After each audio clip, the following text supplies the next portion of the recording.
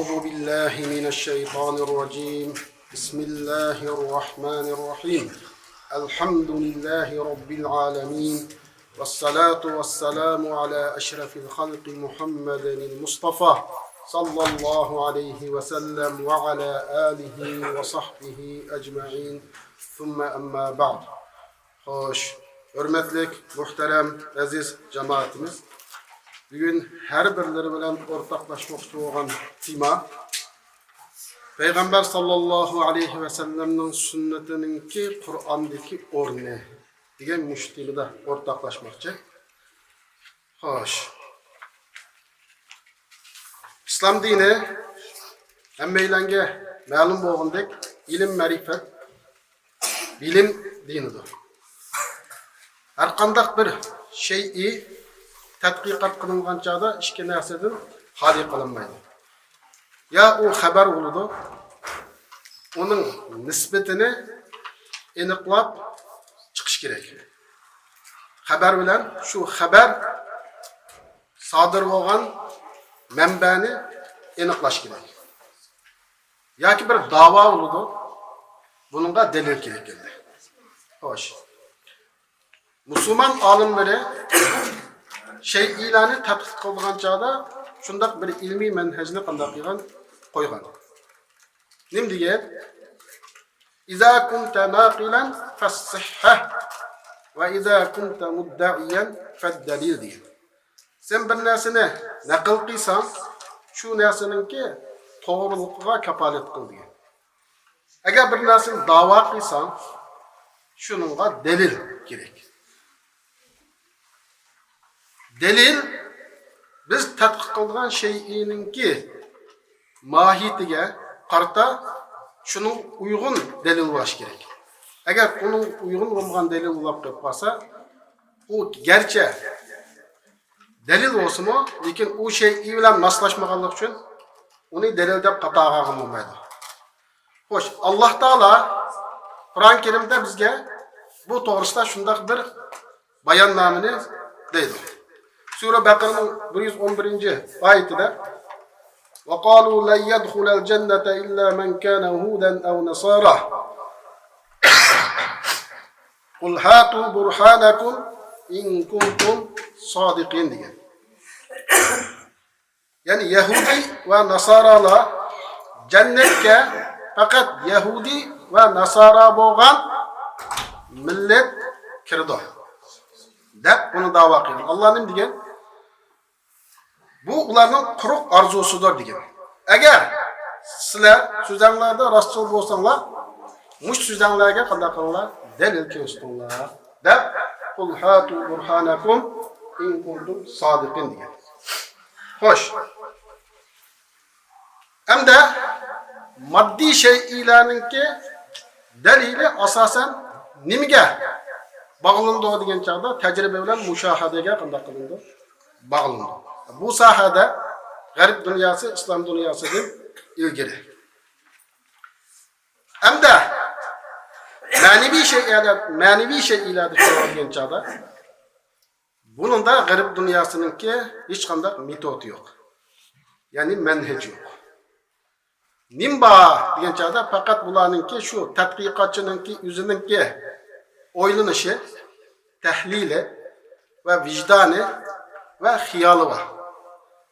Şunlaçqa bu nimish qildi degan chog'da o'zininki arzusi nimani xolisa shuning qarta o shayini qanday qildi?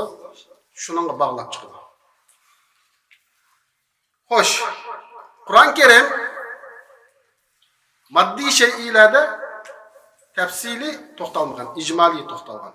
Bunu kimlerge topshirgan ise şu insanların ki akliga qanday qilgan, hurmat qilganlikdan ularga havola qilgan. Yani shular qaysi uslubda bo'lsa, yuzi tadqiq qilib shu shayni qanday qilsin, isbotlab chiqsinlar. Chunki Alloh taolo aqldan iborat bu ne'matni insonga berganlik uchun. Ammo ma'naviy shaylarni cho'g'itsa, g'arbda hech qanday metod yo'q dedi. Müslümanlar bunun da çoğulsa el-menhec el-istiqrai. İstiqrai. Menhecini qanday qilgan oturup qo'ygan ve luzumul beyin ve luzumul khas ve rivaye es-sadika. To'g'ri rivoyat shay'iylarning juz'iysini tadqiq qilib, kullisiga qanday qilish yetish degandek mushu manhajlarni qanday qilgan o'tirg'a qo'ygan. Xo'sh. Hamda biz o'sha g'arb, benki Yevropa haqiqatan yüzü da'vo qilayotgandek ilmga hurmat qilamiz deb aytsak, yo'q. Hurmat qilmaydi. Musulmonninki ilmiy manhajini o'g'ilab, uni o'zining qilib olib o'tirg'a chiqadi. Fransiyalik Descartes bu yaqingi zaman falsafaningki otasi deb ataladi. Bu zot İmam G'azzaliyninki hayotini o'qib, İmam G'azzaliyninki Al-Munqiz minad dalal degan kitobida shu kitobninki tarjimasi bor hamda. Shu boshqa tillarga tarjima qilingan. Shuni o'qish orqali İmam G'azzaliyninki manhajini qanday qilgan bo'ladi? O'g'ilab uni qanday qilgansa, o'zining manhaj qilib, men keşif qildim deb Yevropada qanday qilgan mush manhajninki, mush madrasaninki sohibi bo'lib o'zini tulibgan. Shu kishiga nisbat berilgan. Halbuki bu to'g'risliq Osman Ka'a degan bir cho'nqur bahis var. Bu bahis tadqiqotchi shu Descartes'ninki uyiga berib ishxonasida İmam G'azzaliyninki Al-Munqiz minad dalal degan kitobning tarjimasini ko'rib, shu yerda bir jumlani qanday qildi? Ko'rdi. O cümle nima aytsa, "Ash-shak awwal maratibil yaqin" degan jumla. Buni qildi. Shak yaqinga, ishonchga yetishga tunji bosqich degan gap. Buni Rino Descartes yana. Bu mazhabi shakni maydonga chiqqan kishi dedi. Mush kishiga nisbat berdi. Albuki İmam G'azzaliyning manhajiydi. Buni o'zining qilib beqavelib İmam G'azzaliyga nisbat bergan, keyin buni Osman Al-Ka'ab u zatning uyiga berib kutubxonasida ko'rib, shu yerda bu zatninki magipini uchirdilar. Nimda? Shunda o'qib ketib berib, mush ash-shakka awwalu maratibul yaqin deganning ostiga siziq qo'yib, yunqalu haza ila manhajina dedi. Mushiga bizning manhajimizga o'tkazib bo'ldi ekan degan ma'ni yozib qo'yganini ko'rdi. Xo'sh. Hamda mustashriqlarninki musulmonlarning baliq qilib olgan bolalar bor. Buni hadasiyun deb ataymiz. G'arbninki sharqni tadqiq qilgan tadqiqotchilar bor. Bular musulmonlar bolalari Yevropaga berib, shu yerda g'arbning ta'sirini qabul qilgandan keyin shu g'arbning fikrlarini, ideologiyalarini akilib, sharqda musulmonlarning kallasini qanday qilib aniqlanmagan ishni buni qilgan. Shu kishilarning birisi Ahmad Amin. Bu kishi hech qachon ilmiy manhajga rioya qilmagan. Mustafa Sibaida Suriyalik katta olim bor. As-Sunna va makanatuha fi at-tashri' al-islami degan mush kitobni yozgan. Shu kitobda Ahmad Aminninki Doktor Ali Hasan Abdul Qodirga shunday bir gapni dedi. Innal azhar la yaqbalu al-ara al-ilmiyya al-hurra. Azhar universiteti hür bo'lgan ilmiy fikrlarni qabul qilmaydi. Shuningcha sen buni qabul qildirishing uchun eng yaxshi yo'l sen mustashriqlarning so'zlaridan o'zing munosib degan so'zni ep turib, ularga nisbat bermay mustashriqlar. Uni seninkidek qilib turib azaliylarga sunsang va uningda ularningki ochchig'ini keltirmaydigan holatda naytdi pardozlab turib sunsam qanday qildi buni qabul qildi. Men buni o'zimning Fajrul Islom va Duhal Islom degan kitobimda shunday qildim dedi. Demak, ilmiy manhajga hech qachon qanday qildi? Rioya qildi deydi. Hamda bugun sunnat Qur'onning bayoni bo'lgan. Qur'onning bayoni bo'lgan sunnat. Sunnat degan nima degan chog'da? Sunnat Peygamber sallallahu aleyhi ve sellem'den yüz bergen söz, fiil, takrir, ahlaki süpetleri ve yaralmış süpetleri bi'setin ilgili ve bi'setin kin.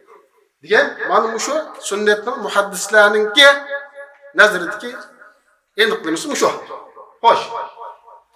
Bugün ne deydi olsa? Kur'ançılar çıkıp bularni asli to'g'ri atılışı hadis inkarchilar deb atsak to'g'ri atilishi bo'ldi. Ammo nima shu Qur'onchilar deb ataymiz degan chog'da? Chunki bular shuarni ko'tarib chiqqandiki, shu o'zi ko'tarib chiqqan shuar bilan ataq qo'ydi deyiladi. Asli to'g'ri atilishi hadis inkor qiluvchilar. Xo'sh. Bular hadisni nima uchun inkor qildi degan chog'da Ramazan Buti'ninki Yughalitunaka iz yaqulun degan kitobida ular seni qaymoqtirish uchun shundoq bir qaymoqtiradigan, ozdiradigan da'volarni ko'tarib chiqdi degan. Shuningda shu kitobda degansa Al-Qur'on yughni anis-sunnah degan. Qur'on sunnatni behojat qildi degan. Degandan keyin burada Ramazan Buti Efendi bularning mushu davosini madamiki bizning dinimiz ilmga hurmat qilgandan bo'lgandiki ilmga sepbaqini to'g'rimi xatomi agar bularning bu davosi to'g'ri bo'lsa biz uni qabul qilamiz agar ularning bu davosi xato bo'lsa ular bu davosidan yenib ozg'unligidan yenib gumrohligidan yenib to'g'ri yo'l qaysi hidoyat yo'li qaysi deb bularninki 4 tane ular tayinadigan shubhilarni qanday qiladi ya'ni o'tirib tashlaydi dalillarni. Shuning birisi Alloh taolaninki kitobidagi ma farratna fil kitabi min shay sura An'amdagi. Aslida bu yerdagi fil kitob deganni ulamolarimiz lavhul mahfuz deb şeriyeledi. Hatta Muhammed Salih Efendi'ninki Kur'an'ın Uygurca tercümesi mi? Lavhul mahfuz deydi. Kur'an demeyi aşağıda. Geçip qarab baksak olur mesela. Hem de Kur'an desek, bakın şahit kitaptan Kur'an maksat desek, ne dedi bunlar? Kur'an maksat. Kur'an hem şeyini qanday qildi o'z ichiga oldi. Unda qo'ygandiki, Qur'onda hamma şeyinin bayanı var. Madem Kur'an'da hamma şeyinin bayanı bo'lgandiki, sünnetga ehtiyoj yo'q deb bu qanday qildi? Bu gapni o'tirib tashlaydi. Birinchi dalilim shu. Xo'sh, biz deymizki hamsa, madamiki hamsa Qur'on hamma şeyini o'z ichiga olgan bo'lsa, biz Qur'onga nazar sepib boqing. Siz bu dalilni Qur'ondan keltirdingiz, biz Qur'onga yana bir nazar tashlasak, shu siz dalil keltirgan Qur'onda yana boshqa oyatlarmi borki, o ayetler ne dedi o? وَمَا أَرْسَلْنَا مِنْ رَسُولٍ إِلَّا لِيُطَاعَ بِإِذْنِ اللّٰهِ Yani biz bir peygamberin üretken olsak onun da itaat kılsın da ürettik. Dedi. مَنْ يُطِعِ الرَّسُولِ فَقَدْ أَطَاعَ اللّٰهِ Kimi ki bir peygamber itaat kılgan olsa Allah itaat kılgan buldu dedi. وَمَا آتَاكُمُ الرَّسُولُ فَخُذُوهُ وَمَا نَهَاكُمْ عَنْهُ فَانْتَهُوا dedi. Allah'ın peygamberi nimene kelgen olsa kubul kılınlar, yani nibinden toskan bolsa onundan tusunanlar dedi. Ve enzelna ileyke zikra litubeyyina linnâsi ma nuzila ileyhim dedi. Ey Muhammed Mustafa sallallahu aleyhi ve sellem, kitabım bo'lgan Kur'an-ı Kerim'ni sana nazil kıldım, onu sen sünneti bilen insanlara bayan kılsan dedi. Hoş, en yarkın ayet, فَلَا وَرَبِّكَ لَا يُؤْمِنُونَ حَتَّى يُحَكِّمُوكَ فِي مَا شَجَرَ بَيْنَهُمْ ثُمَّ لَا يَجِدُوا فِي أَنفُسِهِمْ حَرَجًا مِمَّا قَضَيْتَ وَيُسَلِّمُوا تَسْلِيمًا dedi. Muşu mübarek ayetinin düşüş sebebinin bo'lgandisa, Peygamberimizninki Ammaç'ın oğlu Zübeyir bilen bir sahabi ma'lum bir mesele, su meselesinde talışıp kalıp Peygamberimizden kaşık kelgan çağda Peygamberimiz Zübeyir'e hüküm kılgan çağda bu kişi nim degan Peygamberimizga? Ha, bu Zübeyir seninki Ammaç'ın oğlu bo'lgachqa, senin yaqinli bo'lgachqa, sen bunun menfaatiga hüküm qilding deb payg'ambarimizga mush gapni deydi. Ve de payg'ambarimiz endi Zubayrga hüküm qilgan bu hüküm Qur'onda yo'q. Nerede var? Hadisda. Hadisda. Demek Qur'on aşını tasdiqlab tushyaptilar. Xo'sh. Endi bunga javob berdi. İkinci bularniki o'tirib tashlaydigan shu besh nima bo'lsa, tamam. Biz hadis qarab baksak, hadisda mavzu deb bir hadis var ki, zaif deb bir hadis var ki. Endi bu mavzu zaif munkar degan. Bunun qaysi rost, qaysi to'g'ri, qaysi yolg'on, buni biz qanday bilamiz deb bu shubhini o'tirib tashlagandan keyin bunga beradigan javobimiz nima bo'ldi desa, tamam, biz uni inkor qilmadik, yo'q deb. Ammo musulmonlar ijod qilgan bir ilm borki, u ilmning ismi nima bo'lsa, ulumul hadis. Ya'ni xabarningki nisbatini aniqlaydigan ilm. Mana bu musulmonlar qanday qilgan, ijod qilgan ilm. Xabarning nisbatini. İlmul cerh ve ta'dil. Şu haberle yötkeyden kişilerinki sira zati yani teşkil edilen ilim. Demek garip sende yok. Bu ilim bizde var. Nim için? Çünkü Müslümanlar İslam dini ularının din Allah kabul kıyan. Sünnet şu İslam'ınki canlılık şerif olganlık için bular maddi bir menfaatini bunun din tutmay şu haberini fakat Allah rızalık için qanday qilgan bir aylık musafir yolun besip gidip bir haber için qanday qilgan aş haber rast peygamberimizden yüz bergemede şunu aniqlab qilgan. Ama Avrupa bunu qilmadi çünkü Avrupa'nın bu ko'pincha narsa moddaga bog'langan. Musulmon Allah rızalık için. Çünkü o bunu tushunmaydi da. Tushunmagandiki, yüzde yo'q bo'lgandiki bunun qimmatini bilmaydi. Xo'sh. Hamda üçüncü ularninki ko'tarib chiqqan dalili nima desa, tamam, payg'ambar sallallohu alayhi vasallamning hadisida bu yangi yangi zaman va mos kelmaydigan hadislar bor emasmi? Dedi. Masalan, qaysi hadis mos kelmaydi desa, chivinning hadisi. Oy. Birisinin tamqıga tushib ketgan bo'lsa, chumildirib tutmam endi u etib yavrullah degan emasmi dedi. Shuning bilan deymizki, sen bu o'lcham nima sendiki bu? Bu yangi davrninki, davrga mos kelmaydi deyilgandiki sendiki o'lcham nima? Qaysi narsa davrga mos keldi, qaysi narsa davrga mos kelmaydi. Hali bu hadis to'g'risida nurg'un ilmiy tadqiqotlar qanday qildi, keşif qilinib o'tirib qo'yib, buni aniqlab bu hadisninki haqiqiy rost ekanligini qanday qildi, ilmiy isbot bilan o'tirib qo'ydi buni. Bularda ilmiy o'lcham yo'q. Buni da divagan var. Halbuki Müslümanlarda bunun qatar ilmiy o'lcham bormi? Bor. U nima? İlim ölçümü, mantiq ölçümü ve insanın asli fitriga uygun keladigan ve insan avlodiningki asli hojatlariga uygun keladigan ilim. Xo'sh. To'rtinchi, ularning tayinlagan shubhasininki nimasi? Shubhasi nima degan chog'da? Payg'ambar sallallohu alayhi va sallamninki hadislar qarsak, ba'zi shaylar Peygamberimiz insanlık üstüne qilgan, peygamberlik yani dini tarafdan qilinmagan.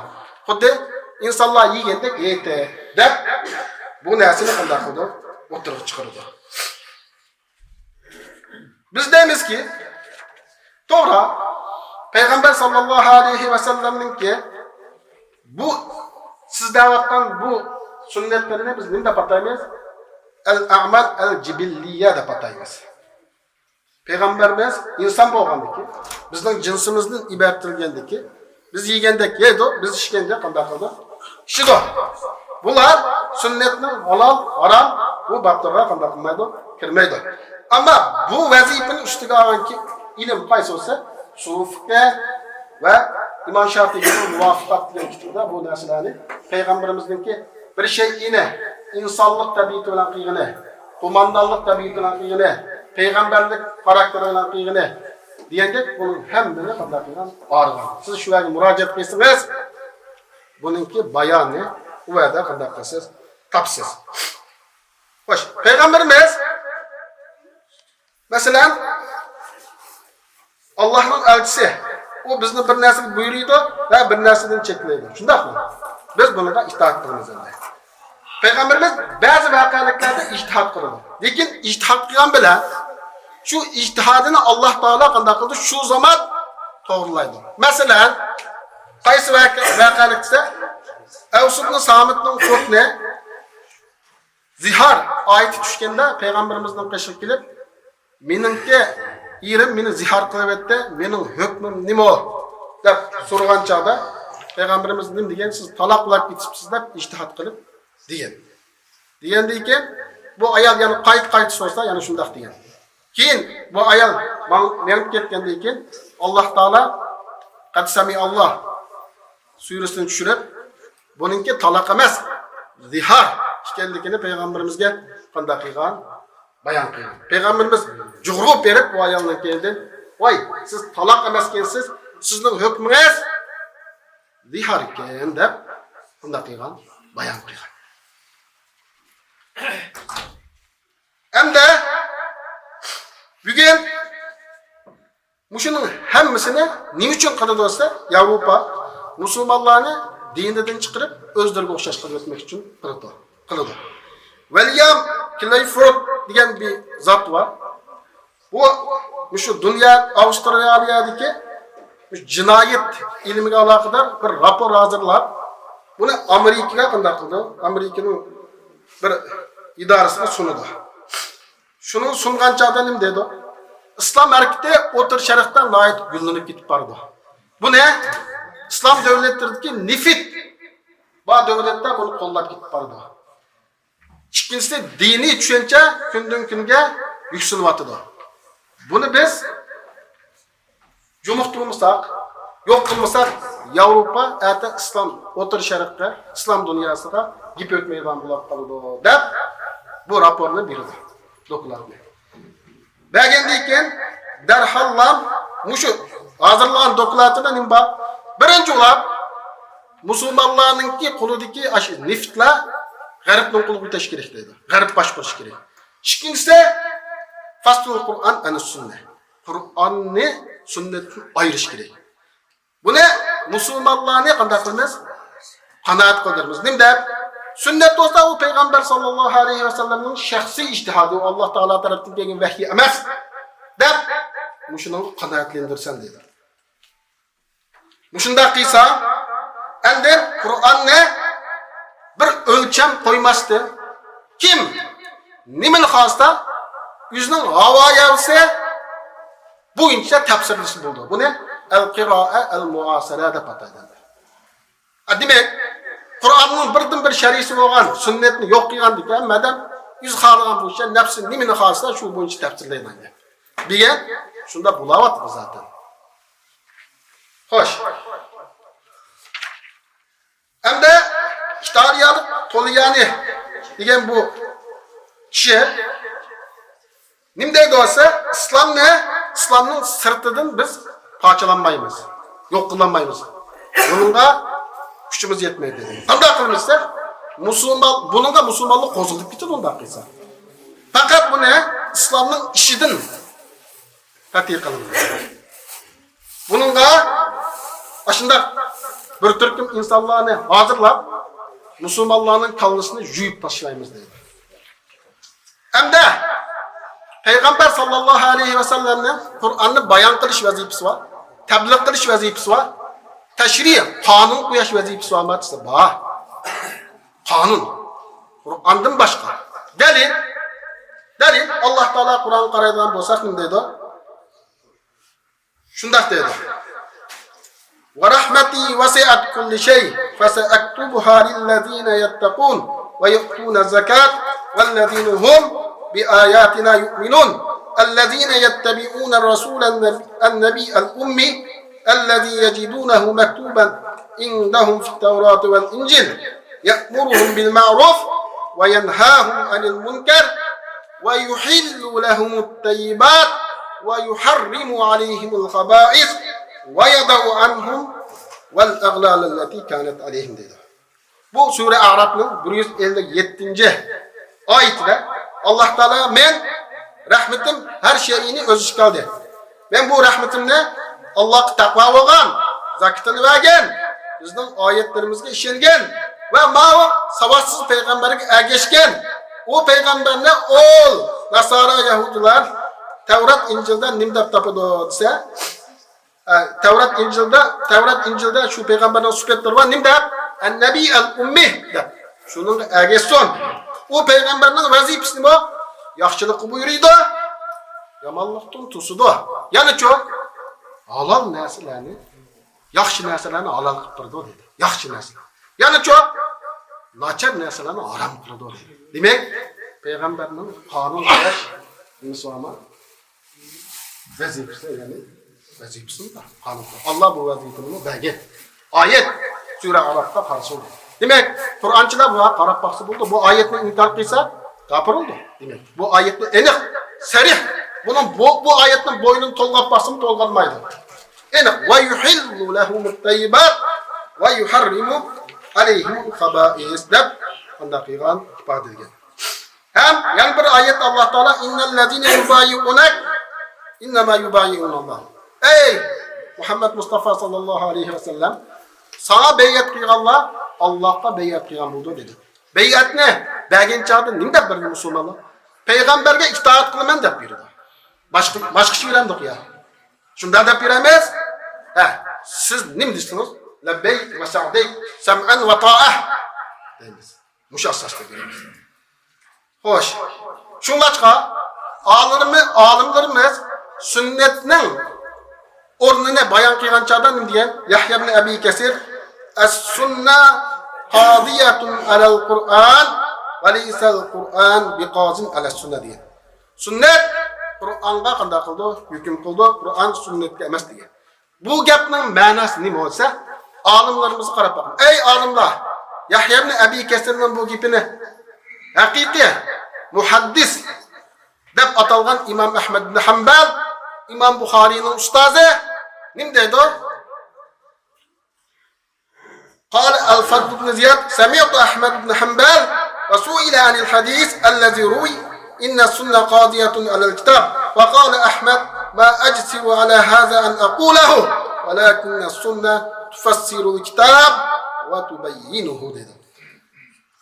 Fazıl bin Ziyad dedi ki ben Ahmed ibn Hanbal'dan anladım ki muşu sünnet kitapka hüküm kılıdı degan muşundak bir rivayet geldi. Bir imamlarımızdan birisinin gibi siz nim deysiz bu gap gelse ben ma gapga bunda cüret qilib diyemeyman lekin bu gapninki ma'nosi o olim bundan nimani maqsad qildi olsa sünnet kitobni tafsirlaydi va bayon qiladi dedi. İmam Darimi mushu gapni o'zining sunanda sünnet Qur'onning mujmilini bayon qiluvchi deb qanday qilgan degan. Xo'sh. İmam Qutaybi Mu'tazillaga hujjat keltirgan chog'da nim degan?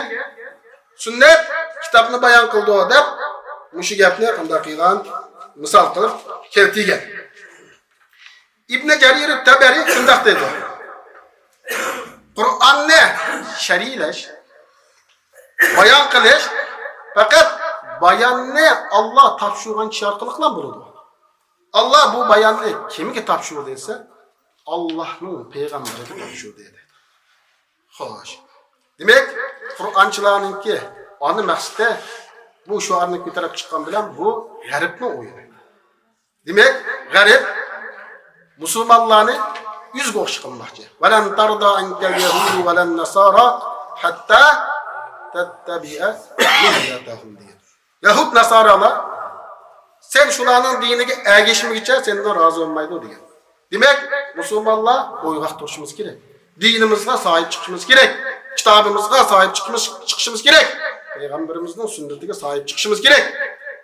Unda g'arbninki manhaj itiraf qilmaydigan, uning oqishdagi insonlarning peshidan ketmay, haqiqiy Allohning diniga sahip chiqib, bu din uchun hayotimizni bag'ishlasak, haqiqiy taqvo va solih musulmonlardan bo'lamiz. Alloh hammalardan rozi bo'lsin. Alloh ishkiri dunyoda izzat qilsin, gunohlarimizni mag'firat qilsin.